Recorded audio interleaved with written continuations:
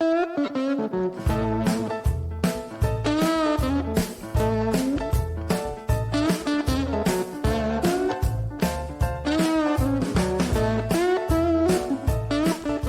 there. Welcome to the Harley Carnes podcast, Harley on the Headlines. It's a quick look, sometimes a bit of opinion on stories of the day. You know, the fun part is we don't know what's going to happen day to day. I was away a couple of days, but glad to be back, that's for sure. Like, follow, subscribe if you would. Would really appreciate it. Let some people know about this, and, you know, maybe we can grow the crowd. That would be great. The Navy Secretary is out. John Phelan was shown the door with the usual statement of gratitude for his service. The word is he had disagreements with War Secretary Pete Hegseth, and that is a shortcut to the door. Don't make assumptions about Hegseth, by the way. Phelan was probably poorly suited for the job in the first place. His hiring was more politics than Navy. He got the job in March of last year, and before becoming Secretary of the Navy, he was a noted art collector, and he ran a private investment firm. President Trump said he was good in business, but he had no prior military experience, never served.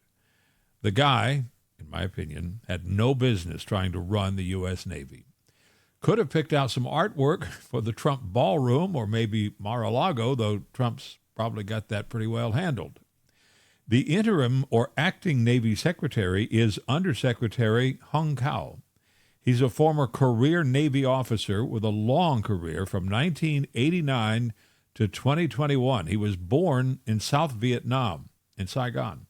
He is an ocean engineer with a master's in applied physics from the Navy. He retired as a captain, and he had deployments in Iraq, Afghanistan, and Somalia. Hung Cao is the real deal. It's called a stateless ship if it isn't flying a maritime flag of any sort. Doesn't mean it doesn't belong to someone connected to a state. Everything does. It's a scam not to fly a flag that gives a cargo ship or one full of oil meant to hide the one who really owns it. Okay, so if it doesn't sail with the protection of any country's maritime rights and is suspected of aiding and abetting an enemy of the U.S., it's open season. No need to sink it, just take it, which is what the Navy did on a ship full of oil from Iran. Now we own the oil. It was called the Majestic X, used to be the Phonics, but under that name, it was sanctioned for smuggling Iranian crude in violation of sanctions, so they renamed it Majestic X and kept on doing that crooked thing they were doing. Until U.S. helicopters showed up, a couple dozen Marines rappelled down to the deck, and in short order, they took over the ship. That's the way that might work these days. Iran might have designs on deploying mines in the sea lanes to and from the Strait of Hormuz, maybe in the strait itself, and in the seas on either side of it. President Trump has told the Navy, any mine-laying ships you see, take them out. Then the minesweepers can clean up behind them. The Center for Strategic and International Studies says the U.S. has plenty of missiles, but when President Trump says we have more than we started with, that's really not true. The center claims the U.S. has used up maybe half of the Patriot missiles in the inventory. Plenty left for whatever Iran might require, but against a peer, another superpower, nowhere near enough, like if it was China or Russia, you know. The thought is, surely the U.S. military-industrial complex is building new missiles and new tech for warfighting at a breakneck pace. Surely that's what we're doing. Surely Congress is making sure to fund whatever is necessary and to cut spending elsewhere as needed. Anything less than that would be dereliction. Surely that's what they're doing. The Democrats' new congressional districts map in Virginia is on hold. The state's referendum that was narrowly voted in by a majority Democrats in the state has been blocked. Judge Jack Hurley said Republicans are right. That map has no relationship to political reality in the state. redraws districts in ways that are guaranteed to produce at least 4 more Democrats in Congress, and denying the actual population of Republicans an opportunity for fair representation in Washington.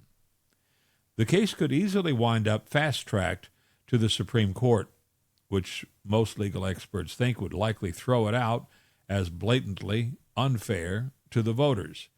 Heck, the Democrats even declared it a temporary district map aimed at taking control of Congress in November. That's putrid politics, plain as day. Now, cross your fingers. Israel and Lebanon are in their second round of talks today aimed at ending that conflict. The question is, can Lebanon, as a country, resurrect itself without Hezbollah being the actual power behind any throne there? The terrorists are not gone, though they have been seriously hurt and attrited, but Hezbollah has got to go. As Israeli Foreign Minister Gideon Sa'ar noted, we don't have any serious disagreements with Lebanon. There are a few minor border disputes that can be solved. The obstacle to peace is Hezbollah. With the terror group gone, he says Lebanon could have a future of sovereignty, independence, and freedom from the Iranian occupation. Keep an eye on all of it, because it is all connected. Another mob smash-and-grab robbery, this time in Texas. This one happened in Round Rock at a jewelry center. Police say it was pretty typical. 10 to 30 robbers, all masked, hooded up, and wearing gloves, hammers in hand, run into a store or stores, smash windows and display cases, and scoop up all the jewelry they can in 60 to 90 seconds before the cops can get there. Expensive watches, gold jewelry is worth a lot these days, diamonds, of course. Then they run. Police found the getaway car. It had been stolen. They did not arrest the perps yet, and we do say yet. The media jackals have gotten their wish to bring someone else down whose crime has been to live life as a human. The latest word is New England Patriots head coach Mike Vrabel is stepping down indefinitely. Why? Because he reportedly had an affair with a sports reporter, Diana Rossini. Both are also married. It was a tale as old as sex. And who gives a rattling dime in a tinker's pot anyway? She's hot, he's studly, they were attracted, and both forgot their vows, if the stories are true. Must be because Vrabel is announcing plans to get counseling, and he said, I've always wanted to lead by example, and I believe this is what I have to do to be the best husband, father, and coach I can possibly be. Not an easy thing to admit, but he said, I know it'll make me a better person, yada, yada, yada. So now she was forced to resign from the Atlantic. He's stepping down. Both families lose serious incomes, and both families also lose the ability to deal with whatever the situation is and heal or split or do whatever is best for them in private. In private. Bottom line seems to be, if you are well known and accessible to a slobbering media, you don't have a private life. And that is unfortunate. Rotavirus. It's one of those diseases that are included in the vaccine series for children. Those vaccinations are down, and it's just one of the reasons that cases of rotavirus are up and climbing. The virus is also found in wastewater in many places, which helps to spread it. The bad news is it's awful to have it. Worse than eating a dozen very green crab apples as a kid, way worse. Stomach cramps, gastroenteritis, inflammation of the stomach and intestines, severe diarrhea, fever, vomiting, and of course, stomach pain. You get dangerously dehydrated, can wind up in a hospital on an IV for fluids for a couple of days. It can be life-threatening. You can catch it from others. You can pass it on. You do not want it. You don't want it also because it is a virus. Antibiotics bounce right off because antibiotics are germ fighters, not virus fighters, And kids are the most likely to get it and spread it because once it gets to school, like colds and flu virus, it can become kind of part of the student body. The good news is if the kids wash their hands regularly with soap and water, drink plenty of fluids, they're going to be okay. Get a doctor to look them over if they get a stomach ache. Common sense stuff, the sort of thing you do anyway. For most adults, rotavirus is not really a problem. We shrug it off. No big problem. Over-the-counter meds, plenty of fluids, keeps it from happening or helps you get over it. In England, finally, the organizers of the Cumbria Nature Festival have had to put out a clarification for the event.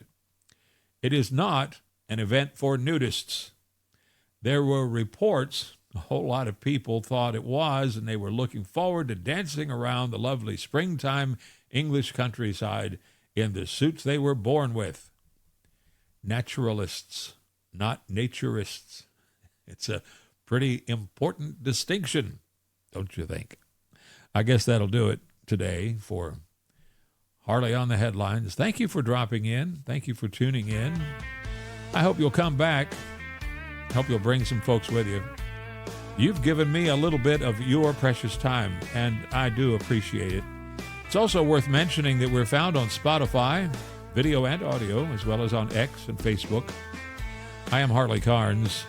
Until next time, please do yourself a favor. Make some good, conscious choices in your life today. Make a decision to be happy. And fly safe. It's the only way to get there.